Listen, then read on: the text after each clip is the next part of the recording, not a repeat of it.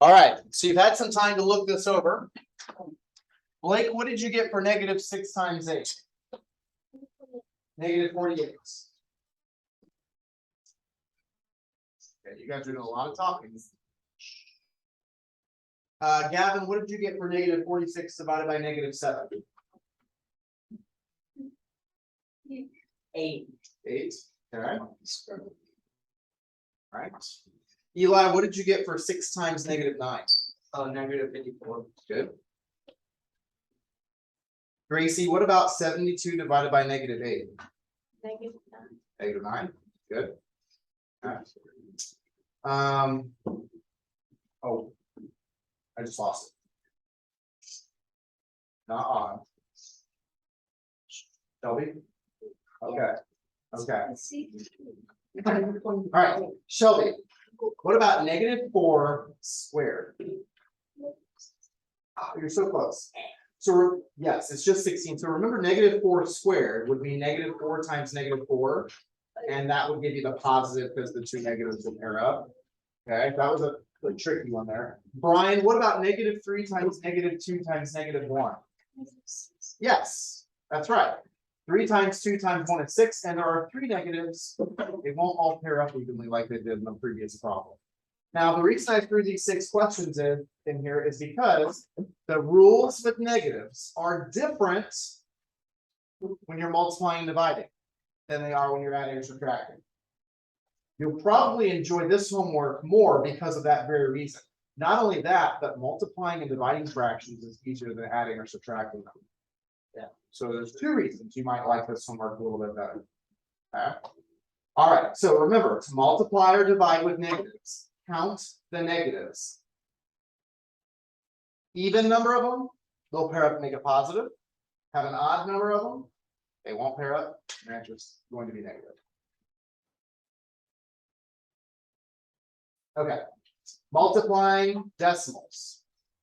Write the longer number on top, not the larger number, the longer number. For example, if I was multiplying 1.6 times 0.9482, it would make more sense for me to write the 9482 on top and the 1.6 on bottom than it would be do the other way around, right? So whatever the longer, not the larger, but the longer number on top, okay? Secondly, multiply and count the negatives. Again, we're counting the negatives to see if our answer is positive or negative. Then count the decimal places, because you have to have that many decimal places in your answer. And here's a helpful hint: do not line them up. Lining up the decimal points is only something you have to do when you're adding or subtracting. In fact, when you line up the decimal points, a lot of students get them wrong for that reason, because you start adding extra decimal places, we call those zeros, that you don't need, and then it throws off your final answer because you have the wrong number of decimal places. So it's only going to hurt you if you try to line them up. Here's a helpful hint, and I'm not sure if you were taught this before. Don't write them in your work. Don't write the decimal points in your work. You only need to know how many decimal places there are for the answer. You don't need to know where the decimal points located for the work. Let me show you what I mean. For example, A, 426, that's what I said, that's what I meant, times 78. I'm not going to write the decimal points, because if I write them, my brain's going to try to line them up. And I just told you that's where you're going to make a mistake. What's 8 times 6? 48. Just shout it out. We'll get this done faster. 8 times 2? 16 plus 4. Carry the 2. 8 times 4? Plus 2 more. All right. And then I'm going to change colors so we can see this a little bit better. We drop down a 0 because now we're timesing by 70. So there's your 0. What's 7 times 6? 42. Carry the 4 again. 7 times 2? 14 plus 4? 18. Carry the 1. 7 times 4? Plus 1 is 29. You can't be sloppy when you're doing this, can you? No. You get the numbers lined up in the wrong rows. There could be the wrong columns. That could be a problem. Add these together. 8 plus 0. 0 plus 2, Two. 4 plus 8, Oh. carry the 1, 1 plus 3 plus 9, 13. carry the 1, 1 plus 2. Okay, now that my answer is 33,228, let's find out what it really is. Decimal places. How many did you count in the problem, Blake? 3. 1, 2, 3. You got it. So then I go and I start on the right side and I make sure I've got 1, 2, 3 decimal places. I'll underline them for you in my answer.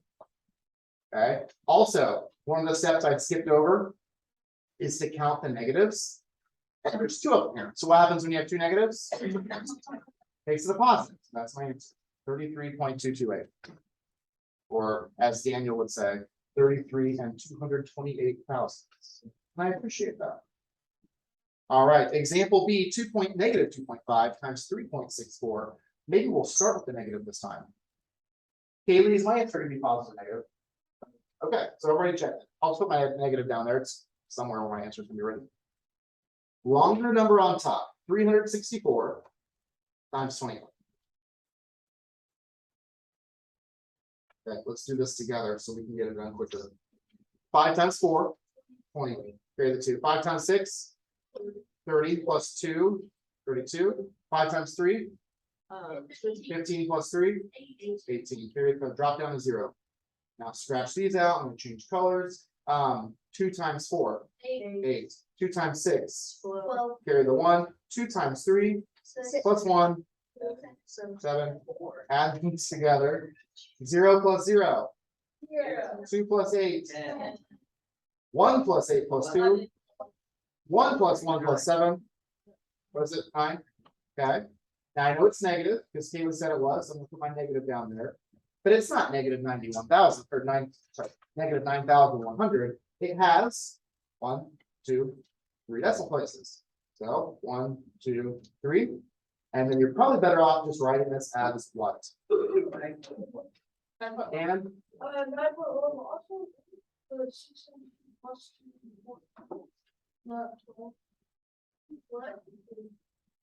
we scratched out the 2. Well, yeah, but it wasn't it was added. It wasn't added, so. Yeah, I see. Can you tell me where I'm at? I'd like, where are you at? So this row here? Like, the first, we were doing 5 times 4. 32. Oh. 15 plus 3 is 18. Okay. And by the way, make lots of mistakes. So if you feel like you catch something, let me know, because I wouldn't be surprised. Yeah, go ahead and just write this as negative 9.1. At that point, now that we have these extra zeros aren't like required decimal places, we did put 3, but we don't need to write those extra zeros. We can just write negative 9.1.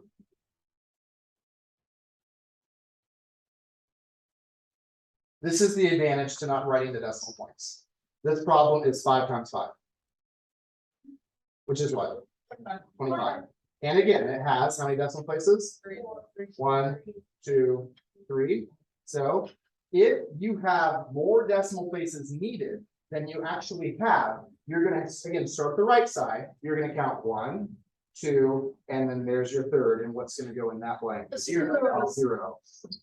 0.025.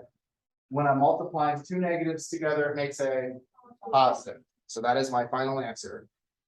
Positive 0.025 or positive 0.025. Both answers will be accepted on formative tonight. You can drop off the 0 if you don't want, or you can write it. All right, let's move on to dividing decimals. Set up as long division, writing the first number in the division box. The first number is called the dividend. It's the number you're dividing into. The second number is called the divisor. It's the number that you'll be dividing by. It goes on the outside of the box. If the outside number, called the divisor, has a decimal point, move it over until it doesn't have one anymore. You don't want your divisor to have a decimal point. So if it's got 1 slide, it's got 2, slide it over twice. However many times you slide the outside decimal point, make sure you slide the inside one the same amount of times. All right. And then we're going to divide using long division and counting our negatives to see if it's a positive or negative answer.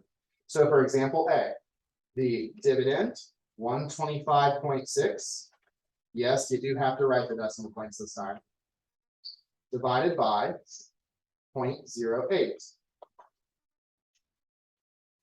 Is my answer going to be positive or negative? Negative, so I'm just gonna put a negative right there. Because I've got one negative number, my answer will be negative. The outside number, called the divisor, has how many decimal places? 2. 2. 1, 2. 1, 2. Now, instead of doing 125.6 divided by 0.08, I'm doing 12,560 divided by 8. How many times does 8 go into 1? It doesn't. How many times does it go into 12? Once, with the remainder of 4. How many times does it go into 45? Like 6. 5 times. With the remainder of 5. How many times does it go into 56? 7 with the remainder of 0. I like that. And then I have to have a number that goes in that blank. So how many times does it go into 0? Negative 1,570. You're doing long division. Okay. Now, by the way, the reason you're able to slide the decimal points over is because here's an easier example.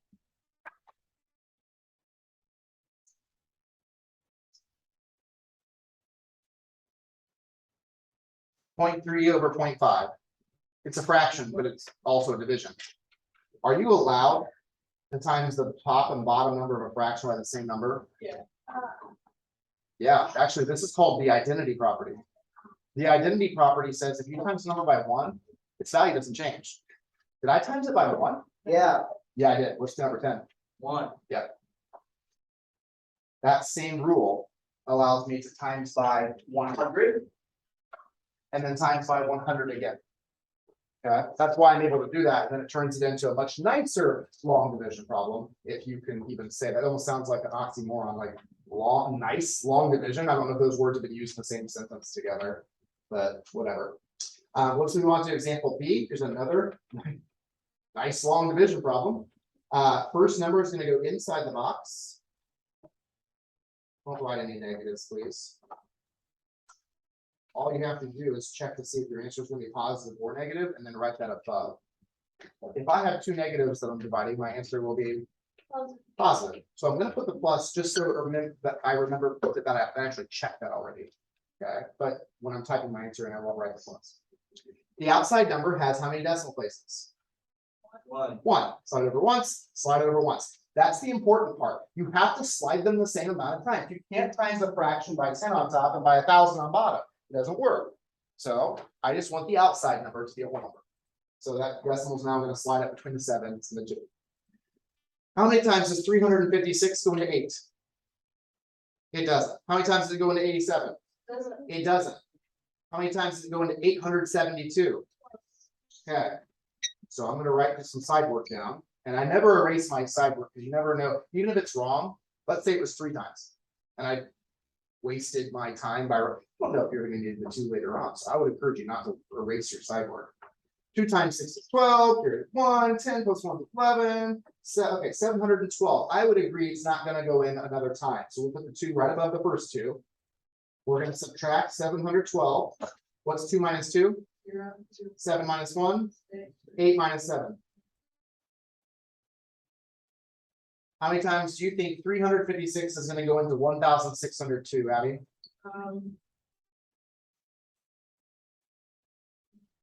4 times. Okay. 4 times 6 is 24. 4 times 5 is 20, plus 2 is 22. 4 times 12, 3 is 12, plus 2 is 14. Is it going to go in again? No. No, it's not. Wait, I didn't do that right. I did something wrong. They're 24 to 20, 22. Is that right? That's right, yeah. Okay. So it's not going to go in again. So I'm going to put the 4 right there. And I'm going to subtract away. By the way, I know it's not going to go in again because again, you can't fit 350 more 6. It's going to be over 1602. We're going to have to borrow here. All the way from the 6, make that a 5. This becomes a 10 briefly before it becomes a 9.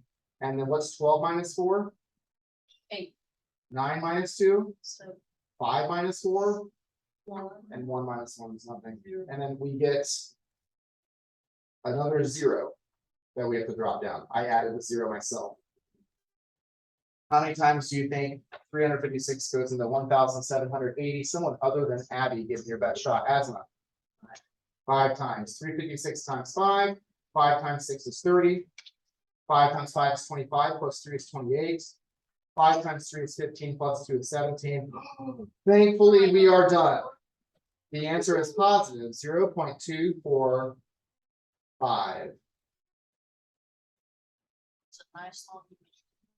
That was a terrible one. Yeah. I don't spend too much time on the dividing of the decimals because I know that in real life you're going to use your calculator to do that. But it's a good skill. I mean, if nothing else, problem solving and persevering is something you can learn from those. You can't use your calculator until after Tuesday's test. And then after Tuesday's test, we can use the calculator.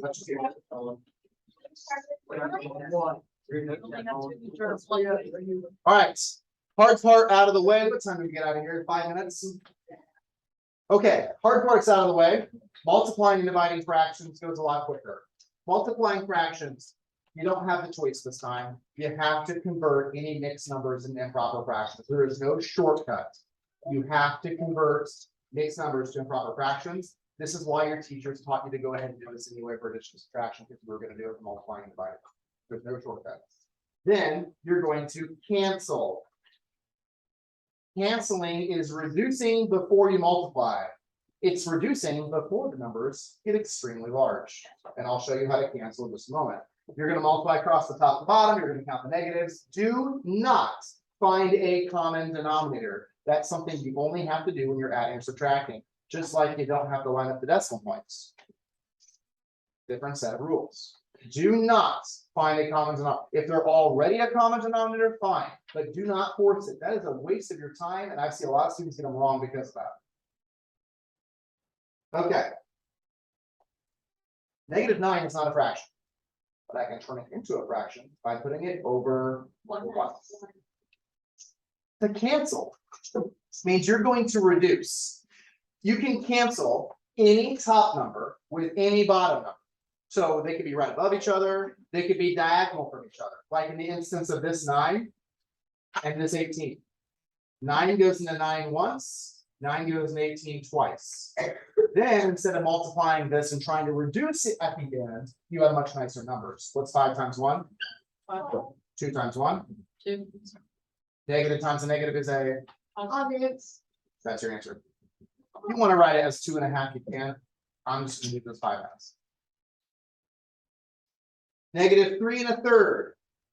-3 1/3, we're going to multiply 3 and 3 together to get 9 and add 1 to get 10. Guess it's also negative. Actually, what's a negative times a positive? I'll put the negative down here. There, I checked it. Give me a negative answer. And then I've got 10 times 2 is 20 plus 7 is 27 tenths. And I'm multiplying these together. I can cancel any top number with any bottom number. So that means these 10s are gone. 10 goes into 10 once, and 10 goes into 10 once. And I can cancel 3 into 3 once, 3 into 27. How many times? 9. 1 times 9 is 1 times 1 is the only time. So by the way, canceling is always the way to go. If you cancel all the way, you'll never have to reduce your answer except for if it's got a 1 on bottom. Don't leave it as -9 over 1, just write it as -9. No need to write it as a fraction if it doesn't need to be. You don't think canceling is easier? Have fun with this one. While you're trying to calculate that and go off to the side to do it, I'm just going to go ahead and cancel the 11 and 55. How many times does 11 go into itself? And into 55? And can you think of a number that can go into 27 and also 36? Or shout it out, that's okay. I guess we were kind of doing that. 9 goes into 36 4 times. How many times does it go into 27? 33. So while you're still trying to figure out what 27 times 11 is, I'm doing 3 times 1 and 5 times 4. Canceling is a lot easier than trying to reduce it. Yeah, that's Negative. wrong. Oh, you're right. So while you're busy counting negatives, I'm getting it wrong. No, 1 negative makes it negative. Thank you. -3 over 20. Now, I don't have time to do all but maybe one example, so bear with me. That's exactly what we're gonna do. Dividing fractions only has one extra step. Keep, Change. change, flip, hang on, bear with me, we'll do one together, do the rest tomorrow. Keep, change, not opposites, keep, change, flip. So here's what that looks like. First of all, make -2/1, make it into a fraction. Then I want you to count your negatives. What's two negatives now? Positive, positive. Then I want you to keep 3/4, change it to multiply, so keep, change, and then we're gonna flip this to 1/2. Does anything cancel? No. That means nothing will reduce. What, 3 times 1? 3. And 4, okay. 3. Oh, you did, right on. See you tomorrow. Just like last week. Have a good day. You too. But, and everyone. Oh.